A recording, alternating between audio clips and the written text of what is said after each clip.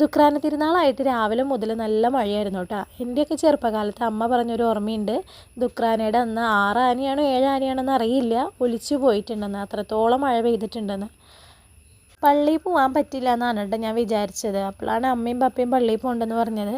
പിന്നെ ദേ അവരുടെ കൂടെ വേഗം പള്ളിയിലൊക്കെ പോയിട്ട് വന്നു കേട്ടോ.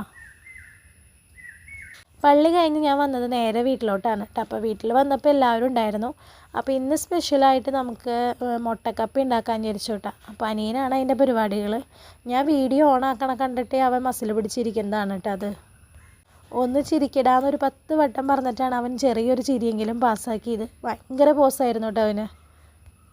അവൻ്റെ പോസ് കണ്ടിട്ടാണോ എന്നറിയില്ല, കുഞ്ഞിനും നല്ല രീതിയിൽ പോസ് ഇട്ടിട്ടാണ് ഇരുന്നത്. കുഞ്ഞിൻ്റെ മൂഡ് ചില സമയത്തേ മാറും കേട്ടോ. പിന്നെ അവൾ ആരുടെ കയ്യിലും പോവില്ല, എൻ്റെ കയ്യിൽ ഇങ്ങനെ സൂപ്പർ ഗ്ലൂ ഒട്ടിച്ച് വെച്ച പോലെ ഇങ്ങനെ ഇരിക്കും.